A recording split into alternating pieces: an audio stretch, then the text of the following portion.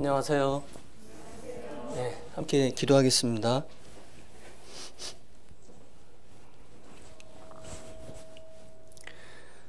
우주와 그 가운데 있는 천지 만물을 창조하신 살아계신 하나님, 주일 아침 저희들 하나님 말씀 앞에 또 함께 모였습니다.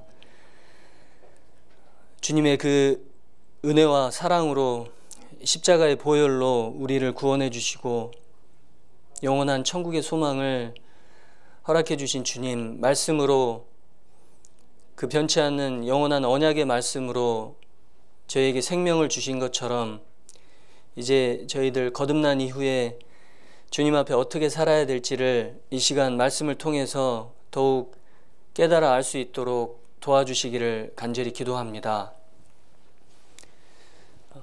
주님께 받은 사랑, 그 은혜에 보답하며 또 아직 주님의 사랑을 깨닫지 못한 주변의 이웃들, 가족들, 친지들에게 이 말씀이 더욱 온전히 전해질 수 있도록 주님께서 먼저 저희 각 사람을 붙들어 주시고 능력의 말씀으로 저희의 심령을 더욱 새롭게 해주시기를 간절히 기도합니다. 이 시간 우리에게 왜 말씀이 필요한지 정확히 알고 또 삶 가운데 더욱 말씀을 사모하는 삶으로 저희 각 사람 변화시켜 주시기를 간절히 기도합니다. 이 시간 주 성령님께만 모든 것을 의지하고 또 부탁을 드립니다. 우리를 사랑하시는 고마우신 예수님 이름으로 기도합니다. 아멘. 네, 성경 베드로 전서 1장 23절을 찾겠습니다. 베드로 전서 1장 23절부터 25절까지입니다. 베드로 전서 1장 23절부터 25절까지.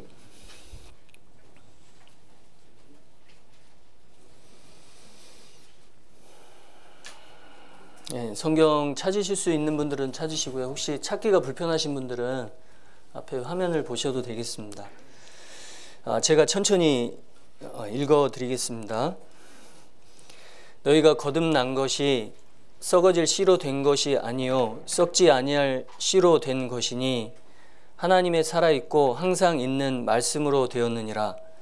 그러므로 모든 육체는 풀과 같고 그 모든 영광이 풀의 꽃과 같으니 풀은 마르고 꽃은 떨어지되 오직 주의 말씀은 세세토록 있도다 하였으니.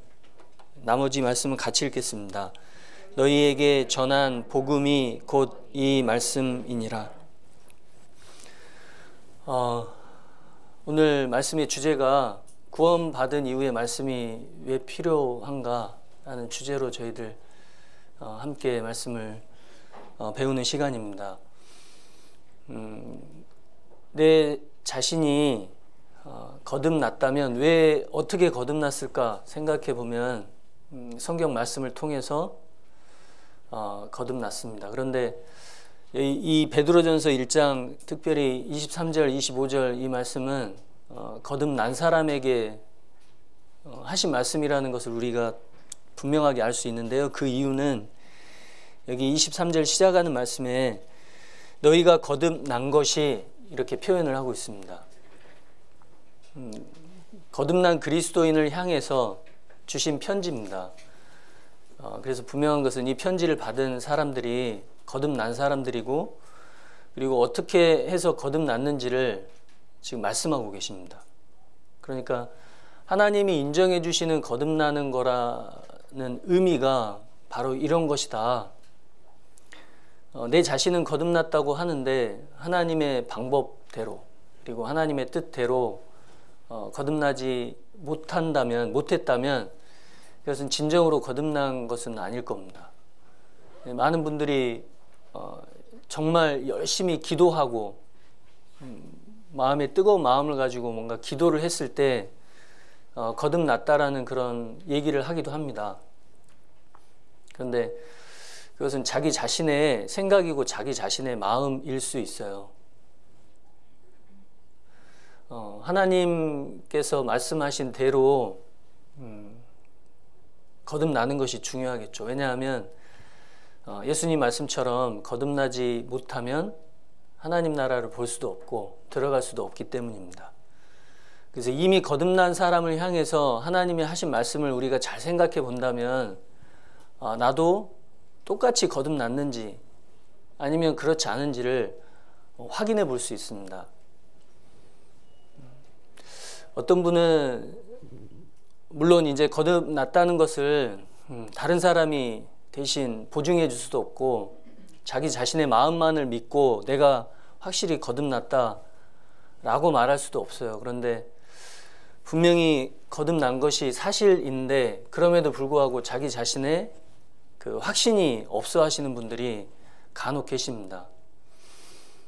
그 일례로 다른 분들은 구원받기 전에 거듭나기 전에 죄 말씀을 들었을 때 이런 마음이었고 잠도 자지 못하고 식음도 전폐하고 지옥 갈까 봐 너무 두려운 마음이 컸고 아무 일도 손에 안 잡히고 그렇게 해서 복음을 듣고 복음을 들었을 때 막 하늘을 나는 것 같고 막 온 세상을 가진 것 같고 막 춤추고 싶고 막 이제 그런 간증을 듣다 보면 자기하고 이제 비교를 하게 돼요. 나는 저런 경험이 없는데 그럼 나는 거듭난 것이 아닌가 하고 그 간증을 하신 분의 경험을 똑같이 나도 해야만 그것이 내가 확실히 거듭난 거라고 생각을 하고 그분과 똑같이 되기 전까지는 불안한 거예요. 계속해서. 그런 경우도 이렇게 간혹 보게 됩니다. 그런데 그런 상황에 있는 분들은 너무 답답하죠. 어떻게 보면은 자신이 온전히 거듭나지 못했음에도 불구하고 거듭났다고 생각하는 것도 사실은 슬픈 일이고 정말 이미 거듭났음에도 불구하고 늘 자신을 의심하는 것도 너무나 슬픈 일입니다. 그래서 오늘 시작하는 말씀으로 이 말씀을 찾았는데요. 짧은 시간이지만 내가 정말 거듭났는지 그리고 어떻게 해야 거듭나는 건지를 분명하게 이 말씀을 통해서 우리가 확인해 볼 수 있습니다. 제가 파란색으로 표시를 했는데 파란색 부분만 읽어보면 거듭난 것이 썩어질 씨로 썩지 아니할 씨로 된 것이니 이 썩지 아니할 씨가 하나님의 말씀이라고 표현을 합니다. 하나님의 말씀, 창세기부터 요한계시록이 다 하나님의 말씀인데 그러면은 창세기부터 요한계시록 말씀을 다 알아야 거듭나는 걸까? 어떤 분은 그렇게 생각을 해요. 그래서 복음까지 다 들으셨는데 집회 말씀은 사실인 것 같은데 내가 성경을 한 번도 처음부터 끝까지 읽어보지 않아서 내가 확실히 구원을 받았는지 거듭났는지 미심쩍다 이렇게 생각도 하죠. 그래서 스스로 이 창세기부터 끝까지 다 읽어보려고 그렇게 이제 작심을 합니다. 물론 성경을 다 읽어보려고 하는 마음은 좋은 마음이지만 내가 성경을 끝까지 한번 다 읽어봐야 내가 확실히 구원을 받았다라고 생각을 할 수 있겠다라고 말을 한다면 구원받는데 시간이 꽤 오래 걸릴 거예요. 왜냐하면 성경을 처음부터 끝까지 읽는데 시간이 많이 걸리거든요. 하나님의 말씀으로 되었는데 여기 끝에 보니까 너희에게 전한 복음이 곧 이 말씀이니라 그랬습니다. 그러니까 결국은 복음의 말씀을 통해서 거듭난다 라는 것을 분명하게 깨닫게 됩니다. 지옥 갈 영혼이 거듭나서 하나님의 자녀가 되고 천국 갈 수 있는 그 자격은 복음의 말씀을 듣고 깨닫는 가운데 이 구원을 얻게 됩니다. 그런데 여기 너희에게 전한 복음이라고 했잖아요. 그러니까 누군가가 복음을 전하고 전하는 그 말씀을 들어야 한다는 것을 알 수 있어요. 근데 이제 듣기는 듣는데 마음으로 믿는 것이 중요한데 이제 중요한 게 내가 지금 믿고 있는가 믿고 있지 않는가, 믿었나 안 믿었나, 정말 믿나 아니면은 온전히 믿지 못하고 어설프게 믿고 있나.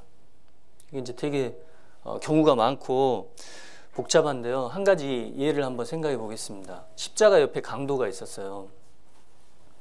누가복음 23장에 보면 십자가 옆에 강도가 처음에는 예수님을 막 비방을 합니다. 네가 하나님의 아들이면 왜 그렇게 십자가에 매달려서 죽냐? 능력이 없어서 그런 거 아니냐? 정말 하나님의 아들이면 너 자신도 살려보고, 그리고 나도 좀 살려주라고 그렇게 비방을 하다가 나중에 이 강도가 깨닫게 되죠. 이분은 죄가 없이 십자가에 달린 분이라는 것을 생각하게 됩니다. 자신은 죄가 많아서 이렇게 벌을 받아도 마땅하지만 지금 옆에 달려 계신 예수님은 이렇게 고통을 당할 이유가 없는 분인데 이렇게 피 흘리고 죽어가고 계시구나 깨닫고 나를 긍휼히 여겨달라고,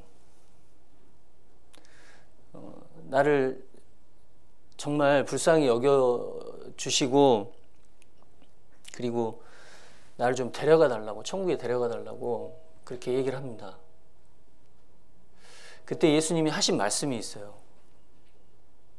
누가복음 23장 43절에 오늘 내가 나와 함께 낙원에 있으리라. 그 말을 듣고 강도가 어떻게 생각을 했을까요? 그런데 강도는 확실히 낙원에 갔습니다. 왜냐하면 그 이후에 다른 얘기가 없거든요. 그러니까 만약에 강도가 그 말을 안 받아들였다면 이 강도는 낙원에 가지 못할 텐데, 첫 번째는 이 강도가 낙원에 있다는 근거가 뭐냐면 예수님의 말씀이에요. 만약에 예수님이 그때 이 강도의 말을 듣고 야 네가 지금까지 뭘 했다고 지금 염치 없이 천국에 데려가 달라고, 주님 나라에 임하실 때 나를 데려가 달라고 그렇게 얘기할 수 있냐라고 말씀하셨을 거예요. 근데 예수님은 그 강도의 마음을 분명히 아셨습니다. 뉘우치고 회개하고 예수님이 왜 지금 피를 흘리고 있는지 그 이유를 분명히 알고 있다는 것을 예수님도 알고 계셨어요. 그래서 내가 나와 함께 오늘 낙원에 있으리라, 그 말씀이 강도를 낙원에 있게 한 겁니다. 만약 예수님이 그 말씀을 안 하셨으면 강도는 낙원에 갈 수가 없어요. 우리가 그 강도가 낙원에 있다는 것을 보지 못했지만 천국에 갔다는 것을 확신할 수 있는 이유는, 근거는 바로 예수님의 말씀입니다. 하나님이 사람의 모습으로 오신 예수님, 하나님은 인자가 아니시니 시건치 않으신다고 말씀하셨어요. 인생이 아니시니 후회가 없으시도다. 이 강도에게 네가 오늘 나와 함께 낙원에 있으리라 이렇게 말씀하시고 나서 내가 왜 그 말 했지? 이 강도가 그동안에 살면서 나쁜 짓도 많이 했고 그런데 내가 왜 이 말을 했지? 이렇게 후회하시는 분이 아니라는 거예요. 그리고 시건, 내가 방금 한 말 취소한다고 그렇게 하시는 분이 아닙니다. 그래서 말씀하신 대로 하시기 때문에 그 강도가 낙원에 있다는 것을 우리가 확신할 수 있습니다. 내가 거듭났다는 것을 어떻게 확신할 수 있을까? 마찬가지로 하나님이 말씀하셨기 때문에 그렇습니다. 예수님께서 나에게 말씀하셨기 때문에 그래요. 뭐라고 말씀을 하셨을까? 히브리서 9장 12절에 염소와 송아지의 피로 아니하고 오직 자기 피로 영원한 속죄를 이루셨다고 말씀하셨어요. 내 평생의 모든 죄를 염소와 송아지, 짐승의 피가 아니라 예수님 피로 영원히 죄값을 치르셨다고 말씀하셨기 때문에 내 죄값이 치러진 것을 내가 믿을 수 있는 겁니다. 만약에 예수님이, 하나님이 말씀 안 하셨으면 우리는 여전히 불안해해야 돼요. 그러나 분명하게 말씀하셨기 때문에 내 죄를 영원히 속죄, 죄값을 갚으셨구나 라고 생각할 수 있는 겁니다. 그래서 거듭난 것이 하나님의 말씀으로 되었다는 그 의미가, 하나님이 내 죄를 영원히 사해 주셨다는 그 말씀을 하셨기 때문에 내 죄가 영원히 사해졌다는 것을 나는 안심하고 받아들일 수 있는 거예요. 그 말씀이 너무나 확실하기 때문에 내가 불안해할 이유가 없고, 그리고 받아들이지 않을 이유가 없어요. 어떤 분은 너무 염치가 없고 그리고 교회를 다녀본 적이 없는데 갑자기 일주일 동안 말씀을 듣고 이 사실을 받아들이자니 너무나 미안한 거예요. 죄송한 거예요. 하나님이 계신 것은 이제 확실히 알겠고 하나님이 나를 사랑하신다는 것도 알겠는데 내가 그동안에 뭐 한 것도 없는데 교회 나와서 뭐 헌금을 해본 것도 아니고 기도를 한 것도 아니고 기도를 할 줄도 모르고 그런데 일주일 말씀 듣고 내 죄가 사해졌다고 믿자니 너무 염치가 없는 거예요. 그래서 못 믿는 경우 있어요. 그래서 말씀하시잖아요. 거저 주셨다고. 선물을 정말 정성스럽게 준비를 했는데 선물을 받는 사람이 염치가 없어서 못 받겠다 끝까지 사양을 하면 그것은 선물을 준 사람의 손을 부끄럽게 만드는 겁니다. 오히려 선물을 준비한 사람을 생각한다면 기쁜 마음으로 받는 것이 준비한 사람의 성의에 보답하는 거죠. 마찬가지예요. 하나님께서 나를 사랑하신다는, 나는 아무것도 한 거 없지만 거저 준비하셨고 거저 주셨다는 그 말씀이 있잖아요. 내가 정말 염치가 없어서 구원을 못 받을까 봐, 죄를 영원히 사셨다는 그 말씀을 내가 못 받아들일까 봐 하나님은 그것을 아시고 거저 주는 거니까 염치 없어 하지 말고 그냥 받아라. 그냥 받을 때 내가 그것을 보고 기쁜 마음이 든다, 이렇게 말씀을 하시는 겁니다. 그래서 하나님께서 주신 말씀, 그러니까 내 죄를 영원히 사하셨다는 그 말씀 때문에 내가 거듭났다는 확신을 할 수 있는 거예요. 그런데 성경 한 구절에만, 한 군데만 그 말씀이 있다면 여전히 내가 불안할 수 있어요. 그런데 성경을 배워보면 여기저기, 사실은 창세기부터 요한계시록까지 예수님에 대한 말씀을 하시지 않는 그런 성경 구절은 없습니다. 내가 발견을 못해서 그렇지 모든 성경 구절이 예수님을 나타내고 있고 십자가를 나타내고 있고 예수님의 피를 나타내고 있는 겁니다. 골로새서 1장을 한번 찾아보겠습니다. 골로새서 1장 13절입니다.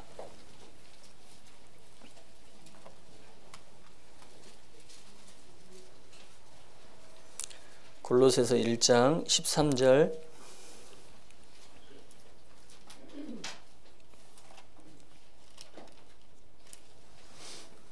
골로새서 1장 13절 14절을 제가 읽겠습니다. 그가 우리를 흑암의 권세에서 건져내사 그의 사랑의 아들의 나라로 옮기셨으니 그 아들 안에서 우리가 구속 곧 죄사함을 얻었도다.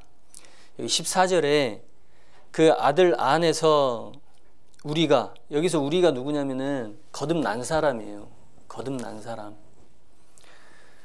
우리가 거듭났는데, 복음 말씀을 듣고 내가 거듭났는데 그 아들 안에서 우리가 구속 곧 죄사함을 얻었도다. 죄가 사해졌다는 말씀, 그 복음의 말씀을 듣고 내 죄도 사해졌구나 라는 사실을 내가 믿고 받아들일 때, 내 마음속에서 믿어질 때 그때 죄사함을 얻는데, 이 죄사함을 얻은 사람들은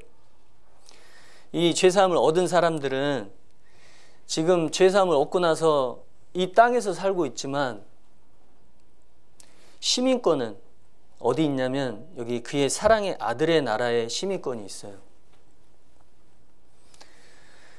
그가 우리를, 여기서 우리가 뭐냐면 이미 거듭난 사람이잖아요. 과거에는 흑암의 권세 아래 있었지만 이제는 그 권세에서 건져내사 지옥 갈 운명에서 건져서 천국 갈 운명으로 바꿔주셨는데, 내가 천국을 간다는 것을 어떻게 확신할 수 있냐면 죄사함을 주셨기 때문에 그래요. 어른들 중에 죄사함은 받았는데 천국 갈지 못 갈지는 죽어봐야 알겠다라고 말씀하시는 분들이 많습니다. 왜냐하면 아직 죽어보지 않았기 때문에. 사실은 죄사하는 것도 하나님 말씀으로 죄가 사해졌다는 것을 믿을 수 있는 거거든요. 여기 계신 분 중에 2000년 전에 태어나서 예수님이 십자가에 달리신 것을 직접 목격하신 분은 한 분도 안 계세요. 그런데 어떻게 내가 거듭났다고 확신하고 기쁨 가운데 살아갈 수 있을까? 이 성경이 하나님의 말씀이라는 것을 내가 믿을 수 있었잖아요. 믿을 수 있는 증거를 내가 눈으로 봤잖아요. 내 죄가 사해진 것이 틀림없다면 천국 가는 것도 틀림없는 겁니다. 그 근거가 바로 이 말씀이에요. 하나님이 나에게 주신 말씀. 그래서 죄사함을 얻을 때 미국 대사관에 가서 서류를 준비해서 신청을 해서 합격이 돼야 비자를 받잖아요. 미국 비자. 미국 비자가 없으면 비행기 티켓이 있어도 공항에서 거부가 돼요. 이번에 이제 다들 아시겠지만 유명한 그 선수가, 테니스 선수가 어느 나라에 입국을 했습니다. 근데 이 선수가 백신을 안 맞았어요. 근데 자기 자신은 내가 백신을 안 맞았지만 전 세계적으로 유명하기 때문에 당연히 받아줄 거라고 생각을 했을 겁니다. 근데 도착을 했는데, 그 나라에 도착을 했는데 그 나라에서 끝까지 안 받아줬어요. 이 선수를. 이유가 뭐냐면 백신을 안 맞았다는 이유 때문에. 그러니까 요즘에는 그 선수가 그 나라에 들어가기 위해서 가장 필요한 것은 비행기 표도 아니고 여권도 아닙니다. 백신이었어요. 미국을 가려고 해도 비자가 있어야 되잖아요. 그것처럼 천국을 가려면 비자가 필요합니다. 그 비자가 바로 죄사함이에요. 죄사함을 얻을 때 하나님이 비자, 뭘 비자로 주시냐면 성령을 비자로 주십니다. 그래서 예수님이 다시 오실 때 내 몸이 부활할 수 있는 것도 성령 때문에 부활하는 거고요. 내가 거듭나서 하나님의 자녀가 된 근거도 성령 때문에 그래요. 그래서 하나님이 이 세상 모든 사람에게 주시고자 하는 선물이 바로 성령이었습니다. 그런데 그 성령은 죄사함을 받을 때만 얻을 수 있어요. 하나님의 사랑을 받아들일 때 하나님이 선물로 성령을 주십니다.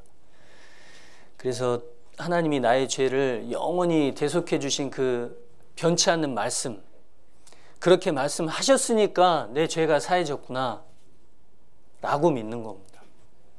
그래서 내 마음이 의심되거나 흔들릴 때는 변치 않는 말씀을 생각해야죠. 이 말씀이 정말 사실이냐 아니냐. 그래서 집회 말씀을 이렇게 쭉 생각을 해봅니다. 생각해 보면 성경이 하나님 말씀이라는 근거를 얼마든지 내가 생각해 볼 수 있잖아요. 집회 말씀을 이미 들었으니까. 그리고 계속해서 듣는 가운데 더욱 확실해지는 겁니다. 이처럼 우리가 거듭난 것이 하나님 말씀을 통해서 거듭났고 새로운 생명을 얻었고 이제 생명이 유지되는 것도 말씀을 통해서입니다. 생각해 보니까 한 집안의 자녀로 태어난 것은 내 의지로 되는 게 아니에요. 부모님이 낳아줘야 됩니다. 그것처럼 내가 하나님의 자녀가 되는 것도 내 의지로 되는 게 아닙니다. 하나님이 나를 낳아주셔야 돼요. 화면을 보시겠습니다. 그래서 요한복음 1장 12절 13절에 영접하는 자 곧 그 이름을 믿는 자들에게는 하나님의 자녀가 되는 권세를 주셨으니, 하나님의 자녀가 되는 권세를 언제 주시냐면 믿을 때 주세요. 그 이름을 믿을 때. 그래서 영접이라는 것이 영접 기도를 의미하는 것이 아니라요, 믿는 것을 의미합니다. 믿으려면 들어야 하고 하나님의 말씀을 제대로 들어야 해요. 듣기는 듣는데 받아들이지 않으면 하나님의 자녀가 되는 권세를 하나님이 주시지 않습니다. 성령을 주시지 않아요. 하나님의 자녀가 어떻게 되냐면 여기 이는 혈통으로나 육정으로나 사람의 뜻으로 나지 아니하고, 부모님이 교회 다녔다고 자동으로 내가 자녀로, 그 교회 다니는 부모님 자녀로 태어나서 하나님의 자녀가 되는 게 아닙니다. 아무리 부모님이 교회를 다녀도요, 그 부모님이 교회 거듭나지 않으면 그 부모님은 천국에 못 가죠. 심지어는 거듭난 부모님 밑에서 태어났다고 해도 자동으로 천국에 가는 게 아닙니다. 왜냐하면 혈통으로 되는 게 아니기 때문에 그래요. 육정으로 되는 것도 아닙니다. 그리고 사람의 뜻으로 당신이 이렇게 하면 거듭납니다 라고 사람이 뭔가를 이렇게 정해놓고요. 규칙을 정해놓고 그 규칙대로 따라가면 하나님의 자녀가 된다. 아니에요. 왜냐하면 사람의 뜻으로 나지 않는다고 말씀하셨기 때문입니다. 오직 하나님께로서 난 자들이니라. 하나님이 낳아주셔야 돼요. 하나님이 낳아주신다는 것은 성령을 주시는 것을 의미합니다. 그리고 생각해 보니까 하나님이 십자가에서 내 죄를 사해 주시기 위해서 엄청난 고통을 치르셨어요. 마치 아기 가진 엄마가 아기를 낳을 때 엄청난 그 상고의 고통을 통과하고 아기를 낳잖아요. 그것처럼 하나님이 나를 자녀를 삼아 주시려고, 내 죄값을 갚아 주시려고 엄청난 고통을 치르셨습니다. 하나님이 낳아주셨어요. 모든 사람이 거듭날 수 있도록 하나님께서 낳아주셨는데, 문제는 받아들이지 않는 그 사람에게 책임이 있는 겁니다. 여러 가지 이유로 받아들이지 않아요. 사실이 아닌 것 같다는 이유로 받아들이지 않는 경우도 있고, 아까 말씀드린 것처럼 사실인 것 같기는 한데 정말 나를 그렇게 사랑하실까? 의심이 들어서 받아들이지 않는 경우도 있고, 너무나 다양합니다. 그래서 그 다양한 사람들의 마음을 하나님은 밭으로 표현을 한 거예요. 길 같은, 바위 같은 마음을 가진, 그래서 돌이 많은 밭 같은 마음을 가진 사람이 있고, 가시가 많은 가시밭 같은 마음을 가진 사람이 있고, 좋은 옥토와 같은 마음을 가진 사람이 있고, 여기 야고보서 1장 18절에도 보면 진리의 말씀으로 우리를 낳으셨느니라 이렇게 표현을 하셨습니다. 십자가에서 우리의 죄를 사하시는 그 고통을 겪으셨는데 그렇게 하셨다는 것을 성경에 말씀을 해놓으셨어요. 만약에 십자가에서 우리의 죄를 영원히 사하시는 그 고통, 그 수치와 모멸을 참으신 사실을 성경에 말씀으로 기록을 하시지 않았다면 우리는 알 수가 없었을 겁니다. 말씀으로 기록을 해놓으시고 우리가 그 말씀을 접하고, 눈에 보이지 않는 하나님이 나를 이렇게 사랑하셨고 내 죄를 영원히 씻어주셨구나 라는 그 사실을 말씀을 통해서 내가 깨달아 알 때 하나님이 나를 낳아주신 거예요. 생각해 보니까 내가 믿으려고 하는 마음도 있었지만 하나님이 성령을 내 마음에 주셔서 믿어지게 해주신 겁니다. 하나님의 은혜는 성령으로만 알 수 있다고 했기 때문에 그렇습니다. 그래서 닭이 먼저냐 알이 먼저냐 그런 얘기 많이 하잖아요. 내가 믿어서 구원을 받은 거냐, 하나님이 믿게 해주셨으니까 내가 믿어진 거냐, 이런 얘기를 많이 하는데요. 두 가지가 다 맞습니다. 물론 닭이 먼저 생겼기 때문에 알을 낳은 건데, 생각해 보세요. 내가 믿으려고 하지 않았는데 억지로 믿어진 건 아니잖아요. 믿으려고 하는 마음이 있었습니다. 그 마음을 보시고 하나님이 믿어지도록 성령을 주셔서 깨닫게 해주신 거예요. 오히려 이 세상에 똑똑한 사람이 복음을 잘 못 깨달아요. 세상 지혜가 많을수록 하나님이 주시는 지혜를 가립니다. 이 세상 지혜가. 그래서 내가 똑똑해서 구원을 받은 것이 아니라, 내가 이해를 잘해서 복음이 믿어진 것이 아니라, 사실은 하나님이 믿어질 수 있도록 나에게 성령을 주시고 은혜를 베풀어 주신 거예요. 믿고자 하는, 정말 죄를 사함받고자 하는 간절한 마음을 보시고 내 죄를 영원히 사해 주신 겁니다. 요한일서 3장 8절을 한번 찾아보겠습니다. 요한일서 3장 8절.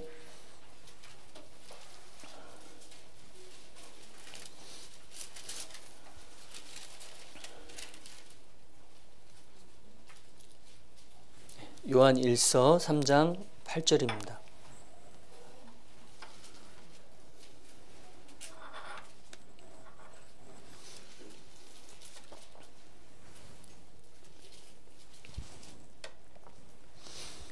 제가 읽겠습니다. 죄를 짓는 자는 마귀에게 속하나니 마귀는 처음부터 범죄함이니라.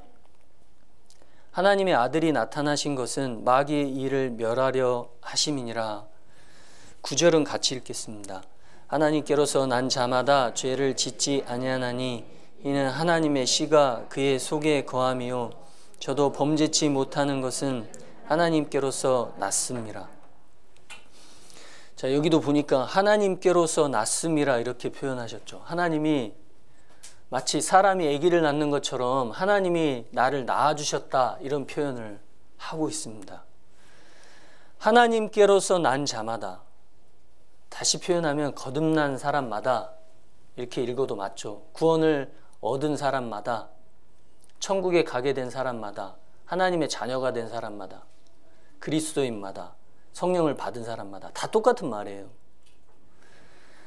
죄를 짓지 아니하나니. 자, 이제 거듭난 이후에 가장 필요한 게 뭘까? 여전히 말씀이에요. 말씀. 구원을 받을 때도 이 말씀이 내 영혼에 생명을 주신 거고, 이제 그 생명이 유지되는데도 여전히 말씀이 필요합니다. 내가 말씀을 듣고 읽고 말씀을 가까이 하는 것이 필요해요. 그런데 여기 보니까요, 거듭난 사람마다 죄를 짓지 아니하나니 이렇게 표현을 했습니다. 오해하기 쉽죠. 야, 이제 구원을 받은 사람은 구원 받은 순간부터 죽을 때까지 죄를 전혀 안 짓는 거구나 라고 생각을 할 수 있습니다. 이 말씀을 딱 들어보면. 성경을 정확히 아는 것이 너무나 중요해요. 만약에 구원받은 순간부터 죽을 때까지 죄를 단 한 번도 짓지 않는다, 이 말씀이 그런 뜻이라면 이런 일이 생길 거예요. 나 구원을 받은 것 같은데 계속 내가 죄를 짓고 있거든요. 욕심도 있고 화도 나고 짜증도 나고 욕도 하고. 분명히 성경에는 구원받은 순간부터 죄 전혀 안 짓는다고 했는데 내가 보니까 죄를 짓고 있거든요. 그러니까 내가 죄 구원 안 받은 것 같다. 계속 스스로 그렇게 의심할 수 있어요. 성경을 정확히 모르고 오해를 하게 되면 그런 일이 생깁니다. 하나님께로서 난 자마다, 거듭난 사람마다 죄를 짓지 않는다. 이것은 죄를 전혀 짓지 않는다라는 뜻이 아니라요, 다른 성경 번역에 보니까 정확하게 이해할 수 있습니다. 이 영어라서 조금 어려우실 수 있는데 여기 9절에 No one who is born of God will continue to sin 이렇게 돼 있어요. 여기 continue라는 의미가 뭐냐면 계속해서라는 뜻입니다. 아무도 계속해서 죄를 짓지 않는다 그 뜻이에요. 여기 본이란 말은 많이 들어보셨을 거예요. born again, 다시 태어난다. 하나님께로부터 태어난 거듭난 사람은 계속해서 죄를 짓지 않는다 그런 뜻이에요. 죄를 전혀 짓지 않는다라는 것이 아니라 반복해서, 그리고 죄를 짓고 나서 죄 잘 지었다 라고 생각하지 않는다라는 거예요. 거듭나기 전에는 죄를 지으면 뭐 다 짓는데 저 사람도 짓고 저 사람도 짓고 왜 나한테만 그래 그러잖아요. 그리고 죄를 안 지으면 오히려 이상한 사람이 돼요. 특별히 학생들 사이에 말을 할 때 욕을 섞어서 안 하면 범생이라고 놀리고 따돌림을 받잖아요.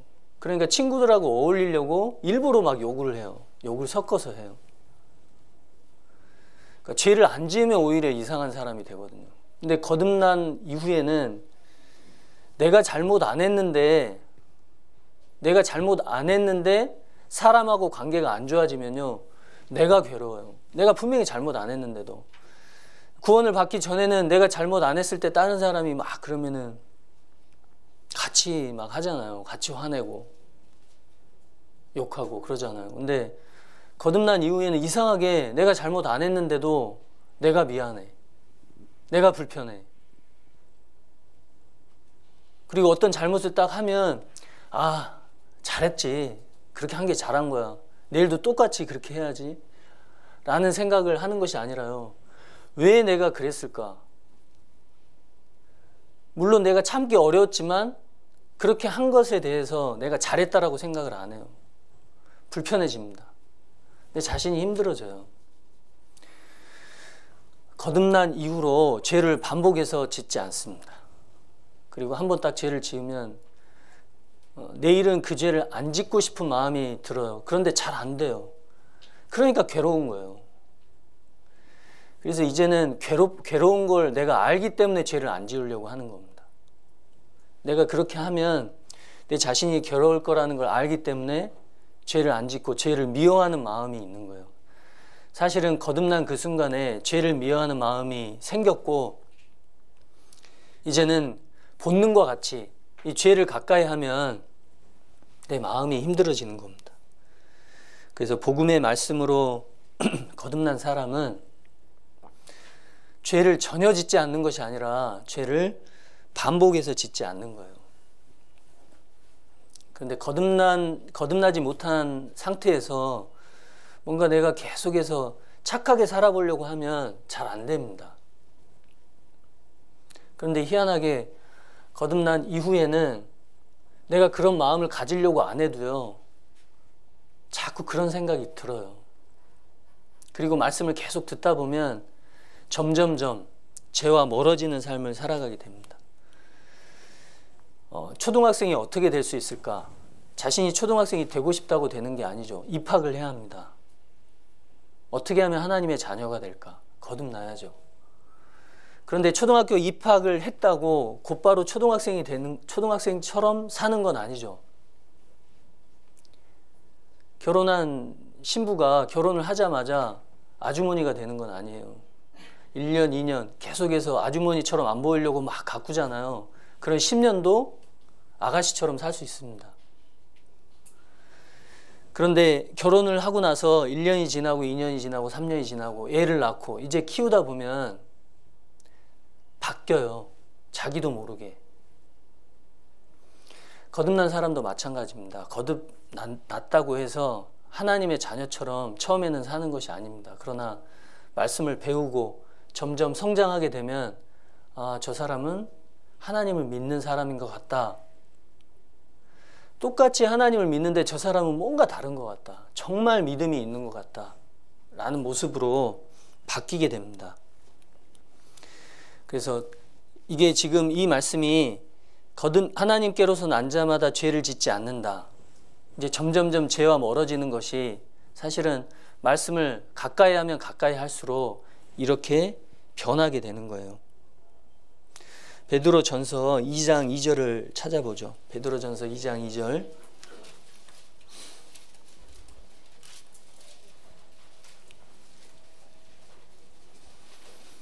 베드로전서 2장 2절입니다.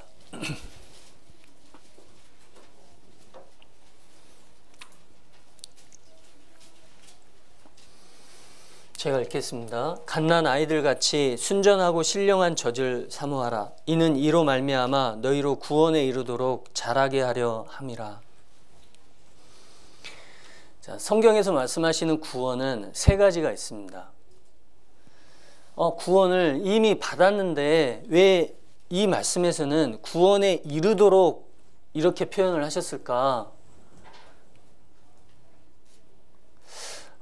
분명히 구원을 받았는데 아직 내가 받아야 될 구원이 또 있는 건가?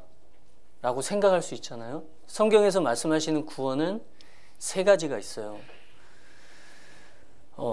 사람이 태어날 때부터 그 영혼이 죽어 있습니다. 그 죽어 있는 영혼이 살아나는 것은 복음의 말씀을 듣고 믿을 때, 거듭날 때 그 영혼이 살아나요. 거듭난 이후에 우리의 육신은 여전히 죄 가운데 있어요. 죄를 지으려고 합니다. 그래서 그 생활이 변하는 것이 여기 구원에 이르는 거예요. 여기서 말씀하시는 구원이 이 생활이 바뀌는 것을 의미합니다. 그 신학적인 용어로는 성화라고 합니다. 성화. 말이 바뀌고 내 생활이 바뀌고 태도가 바뀌고 그 구원에 이르도록 자라게 하는데 필요한 것이 순전하고 신령한 젖이에요. 젖. 아기가 태어나면 엄마 젖을 잘 먹어야지 무럭무럭 자라잖아요. 그것처럼 거듭난 사람이 거듭나고 나서 말씀을 공급을 못 받잖아요. 그럼 자라기가 어렵습니다. 아기는 본능적으로 엄마 젖을 찾는 본능이 있어요. 그쵸? 엄마가 아기를 품에 안고 애기야 엄마 죄송합니다. 엄마 젖꼭지가 여기 있으니까 여기를 물어야 돼, 여기를 빨아야 돼. 가르치지 않잖아요. 그냥 눈을 감고 막 이렇게 하는데 본능적으로 엄마 젖을 찾아요. 그리고 냄새를 맡고 젖을 뭅니다. 엄마가 귀찮을 정도로, 때로는 아플 정도로 그렇게 사모를 해요. 이 애기가. 그게 본능이잖아요. 본능. 이 거듭난 사람은요, 거듭나기 전에는 말씀 배우고 싶어 하지 않아요. 듣고 싶어 하지 않습니다. 근데 거듭나면 희한하게 말씀을 배우고 싶은 마음이 들어요. 왜냐하면 내가 이 말씀을 듣고 정말 하나님의 사랑을 깨달았다라는 것을 경험했기 때문에, 뭔가 내 마음의 변화가 일어났다는 것을 경험했기 때문에 이 말씀이 나에게 엄청난 기쁨과 위안을 주셨다는 것을 내가 경험했기 때문에 몸은 피곤한데 말씀을 들으려고 하는 마음이 생긴 거예요. 그래서 본능적으로 말씀을 들으려고 합니다. 믿음의 결국 곧 영혼의 구원을 받음이라. 영혼의 구원은 단번에 받는 것이고, 이제 삶이 변하는 것은 계속해서 말씀을 공급받는 가운데 내 삶이 변화가 돼요. 하루 식사 잘했다고 평생 건강이 보장되는 거 아니잖아요. 영양제를 오늘 하루 먹었으면 꾸준히 먹잖아요. 그 건강을 유지하기 위해서. 신앙이 성장하는 것도 마찬가지입니다. 매일매일 계속해서 꾸준하게 말씀을 공급받으면 자라게 돼요. 신앙이 성장하게 됩니다. 그리스도인에게 미치는 말씀의 유익을 한번 살펴보고 있는데요. 첫 번째는 이 말씀은 이 영혼에 힘을 줍니다. 영적인 힘을 줘요. 우리가 먹는 음식이 육신에 힘을 주는 것처럼 우리가 듣고 배우는 말씀이 내 마음에 힘을 줍니다. 어렵고 힘든데, 삶은 어렵고 힘든데 마음은 편안해져요. 가진 것이 없는데 마음이 편안해집니다. 그래, 내가 가진 것은 없지만 결국 사람이 태어나서 한평생 살다가 어느 날 죽는 건 다 똑같잖아. 그런 생각이 들잖아요. 말씀을 들었기 때문에. 죽음으로 끝이라면 내가 이 세상에서 정말 돈을 많이 벌고 잘 먹고 잘 사는 게 중요한데, 죽음 저편에 영원한 세계가 있고, 이제 내가 이 땅에서 사는 삶을 하나님이 나중에 보상해 주신다고 하셨으니까, 그리고 좋은 환경에서 신앙생활을 잘하는 사람이 받을 상과 정말 어려운 환경에서 하나님을 붙들고 신앙생활을 하는 사람의 삶, 그 두 가지를 놓고 봤을 때 하나님이 누구에게 상을 나중에 더 많이 주실까? 힘들고 어려운 상황에서 하나님을 붙잡은 그 사람에게 상을 더 많이 주실 겁니다. 왜냐하면 환경이 좋은 사람은 걱정할 게 없잖아요. 신앙생활 하는데 걸림이 되는 게 없습니다. 그러나 환경이 어려운 분들은, 예를 들어서 주일날도 일을 하지 않으면 생활하기가 어려운 분들은 고민 많이 되잖아요. 내가 이 시간에 일을 해야 될 수도 있는데, 근데 아니야. 일을 하는 것도 중요하지만 나를 구원해 주신 하나님 말씀을 듣는 것이 더 중요하지. 그 마음을 하나님이 얼마나 귀하게 보시겠어요. 그래서 먼저 그의 나라와 그의 의를 구하면 하나님이 이 세상에 사는데 필요한 모든 것을 다 채워주신다고 약속을 해주셨고, 실제로 그렇게 해주시는 겁니다. 말씀은 우리에게 영적인 힘을 줘요. 마치 음식이 내 몸에 힘을 주는 것처럼. 영상을 하나 보겠습니다.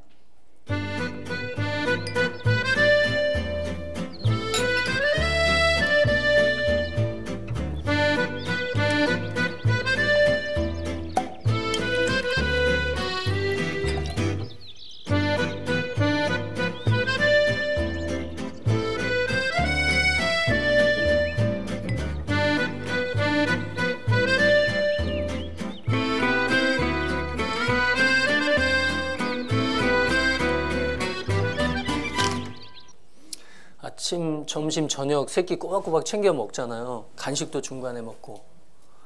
그것처럼 우리도 말씀을 내가 밥 먹기 전에 성경 말씀을 먼저 먹어야 되겠다. 이런 각오로 말씀을 읽게 되면 그 사람의 영혼은 더욱 강해질 거예요. 왜냐하면 하나님의 말씀은 영혼에 힘을 주고 우리 영혼의 양식이 되기 때문입니다. 그리스도인에게 미치는 말씀의 유익, 첫 번째는 영적인 힘을 줍니다. 두 번째는 죄를 짓지 않도록 보호해줘요. 거듭난 이후로 죄와 점점점 멀어지는 삶을 살도록 해줍니다. 방패가 돼줍니다. 거듭나기 전에는 공중의 권세 잡은 자를 따랐죠. 마귀가 유혹하는 대로 갔습니다. 그런데 이제는 청년이 무엇으로 그 행실을 깨끗게 하리까?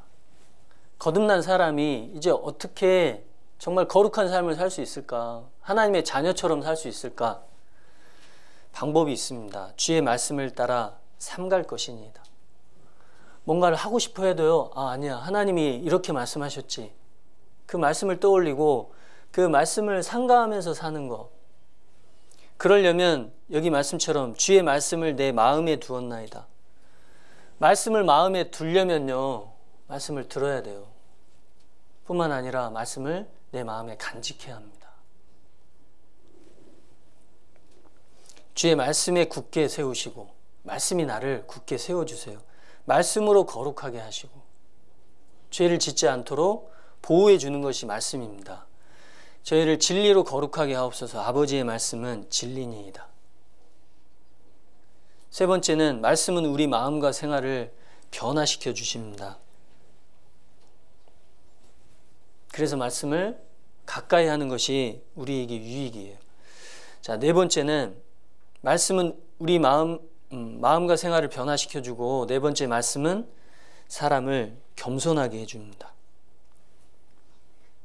마치 예수님이 겸손하신 것처럼 우리를 겸손하게 해줘요. 그래서 신명기 17장 19절 20절에 평생에 자기 옆에 두고 읽어서, 거듭난 이후로도 매일매일 성경을 읽게 되면 마음이 그 형제 위에 교만하지 아니하고 겸손한 사람이 돼요. 그 말씀이 나를 겸손하게 만들어주는 겁니다. 그래서 거듭날 때도 말씀으로 거듭났고, 이제 거듭난 이후에 내 삶이 변하는 것도 말씀으로 변화가 되는 거예요. 그 요한복음 15장에 예수님, 하나님이 거듭난 사람을 가지로, 예수님을 나무로 표현을 하셨습니다. 가지가 포도나무에 붙어있지 아니하면 절로 과실을 맺을 수 없음 같이, 반대로 나무에 붙어있으면 열매를 맺잖아요. 그 열매가 바로 삶의 변화입니다. 거듭난 사람의 변화. 변화되는 중에 다른 사람을 구원받게 해요. 다른 사람을 구원받게 하는, 그 구원받은 사람이 하나님 앞에서 열매가 되는 겁니다. 그래서 성령의 열매는 사랑과 희락과 화평과 오래 참음과 자비와 양선과 충성과 온유와 절제니, 말씀을 공급받는 가운데 이 성령의 열매가 하나씩 맺히게 되고 전도의 열매도 맺어지게 돼요. 하나님은 그 열매를 바라시고 우리를 구원해 주신 겁니다. 성령을 받지 않은 사람은 성령의 열매를 맺을 수 없죠. 이제 성령을 받고 거듭난 사람은 성령의 열매를 맺고 구원의 열매를 맺게 되는 겁니다. 다른 사람을 전도하게 돼요. 네. 그래서 하나님이 우리를 구원해 주신 목적은 그 열매를 위해서, 단순히 우리가 천국 가기만을 바라시는 것이 아니라 그 열매를 얻기 위해서 우리를 구원을 해 주신 겁니다. 그래서 내가 이제 구원받은 이후로 말씀을 사모할 때 하나님은 기뻐하세요. 제일 기뻐하십니다. 그래서 첫 번째도 말씀을 잘 듣는 거, 두 번째도 말씀을 잘 듣는 거, 거기에 한 가지 덧붙인다면 평소에 내가 말씀을 한 장 한 장씩 읽는 거. 그래서 시간이 될 때마다 지금 성경을 읽고 계시겠지만 로마서부터 읽는 것도 좋고요. 신약성경 로마서부터 읽는 것도 좋고 요한복음부터 읽는 것도 좋습니다. 근데 이제 로마서 같은 경우는 너무나 분명한 이 교리에 대한 말씀이 있기 때문에요. 내 구원도 확실하게 점검을 할 수 있고 분명하고 명확하게 성경을 이해할 수 있습니다. 그래서 신약을 먼저 다 읽고 구약을 읽으면 구약이 이해가 잘 돼요. 자, 기도하시겠습니다. 우리를 사랑하시는 고마우신 아버지 하나님, 귀한 시간을 허락해 주신 것을 감사합니다. 여기 계신 형제 자매님들 계속해서 말씀을 공급받으시는 가운데 더욱 주님 안에서 성장시켜 주시고 삶에 많은 열매가 맺어질 수 있도록 주님께서 함께 해주시고 도와주시기를 기도합니다. 모일 때마다 함께 모이는 가운데 말씀을 듣고 저의 마음이 더욱 변화되고 삶이 더욱 변화될 수 있도록, 이를 통해 주님께 영광이 드려질 수 있도록 도와주시고 함께 해주시옵소서. 우리를 사랑하시는 예수님 이름으로 기도합니다. 아멘.